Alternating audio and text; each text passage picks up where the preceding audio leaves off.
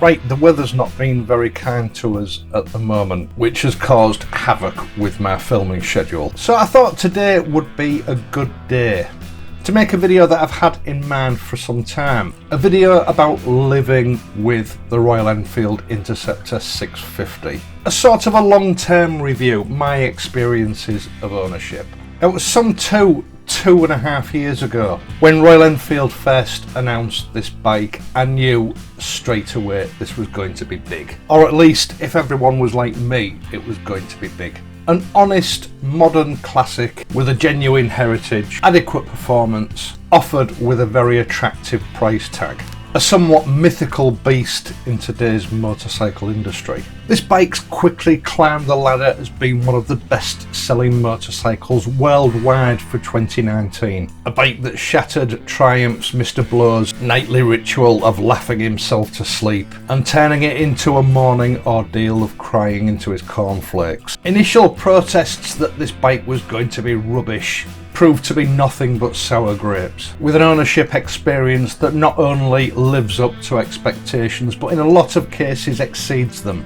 Even Motorcycle News, in a recent publication, in a head-to-head test against Triumph's Street Twin, proclaimed the Interceptor to be the better of the two bikes. The actual buying experience of this bike seems to be a bit of a mixed bag. Royal Enfield's Achilles heel here in the UK has always been its importer and dealership network, and despite the success of this bike, nothing has changed. Dealership level knowledge of the product is woefully inadequate, and the general attitude between both dealers and the importer is that as the bike is so successful and in demand, there's no need for them to try. This seems to be a British thing because Triumph are exactly the same. Bikes have been in short supply this summer. The problem no doubt compounded by the fact that the importer itself has a string of Royal Enfield dealerships, with non-MotoGP owned dealerships experiencing up to a 3-month waiting list for the bikes, and MotoGP dealerships often able to supply you a bike within a week.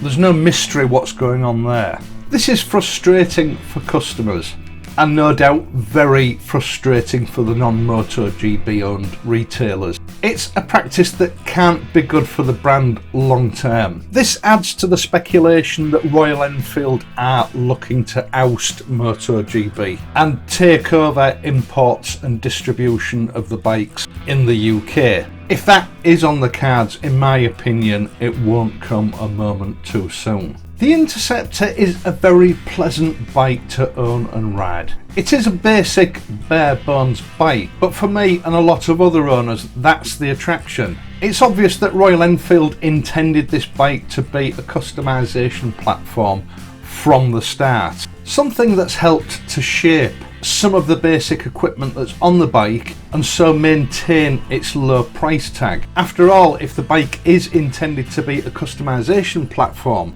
there's very little point paying a high price tag for parts that you're going to be taking off the bike and replacing anyway. That makes an awful lot of sense. Royal Enfield themselves do have a respectable selection of custom parts and accessories on offer at a not unreasonable price, and as usual with any new model, quality third-party custom parts are at the moment thin on the ground. If you know where to look, there are some really high quality universal parts available from some suppliers, parts that really fit the look of this bike. Although there are, as you would expect, the usual plethora of flea market style custom parts available. It's likely to be another year or so before quality parts come on tap, but having said that, in its standard trim, the bike's general makeup is more than acceptable.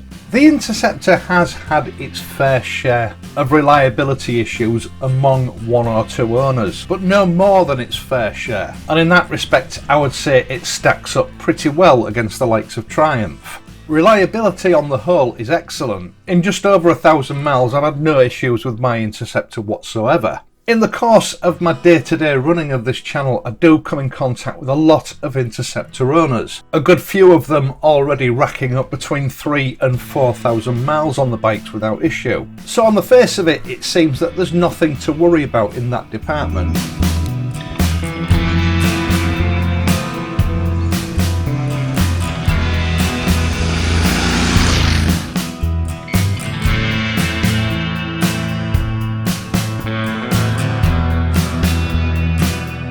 The Interceptor has a very respectable 6,000 mile service interval, with what amounts to a common sense 3,000 mile checkup in between the main service intervals. To my mind, Royal Enfield have designed this bike with the home mechanic in mind, and very few, if any, special tools are required, well within the grasp of any home DIY mechanic. I do believe that in the first 1,000 miles or so, the tappets may need adjusting more than once, although I do think that Royal Enfield's guidelines, if followed, are perfectly safe. There have been some complaints about these bikes sounding a bit noisy at the top end, a noise coming from the tappets. I don't think it's the tappets themselves that are the issue here. I think it's resonance that's derived from the design of the rocker box cover. It's something that does seem to cause a lot of people worry, but it is absolutely nothing to worry about. Now, I can't discuss servicing without airing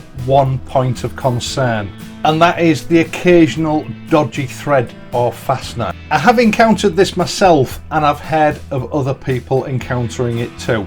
Stripped or damaged threads caused by incorrectly cut threads or over tightening at the factory or the dealership, where for a while during the early days of importing these bikes a bit of a topic of conversation. That seems to have died down now, and I would like to think that quality control has sorted this issue out. But either way, ownership of this bike might involve buying a few quality rethread or recoil kits in common sizes in order to combat this issue if it should rear its ugly head. The general fit and finish of the bike is really good. At 4 months old, used in all weathers, my Interceptor is showing no signs of rust or other types of corrosion. As with any bike, this mainly comes down to caring for your machine. Regular and careful washing with the right materials and chemicals, and then protecting the bike with the right dressings and waxes after washing do go a long way to keeping these bikes in as new condition for as long as possible. In that respect, to me, they're no different from any other bike. On paper, the specifications of this bike are a little bit uninspiring, and the only thing I can say to counter that is take a test ride on one. The Interceptor is a bike that is greater than a sum of its parts. On the move, it's nimble and lithe, with an engine that's willing to do just about anything you ask from it. The bike doesn't seem to burn any oil, and Royal Enfield seem to have got the fueling spot on.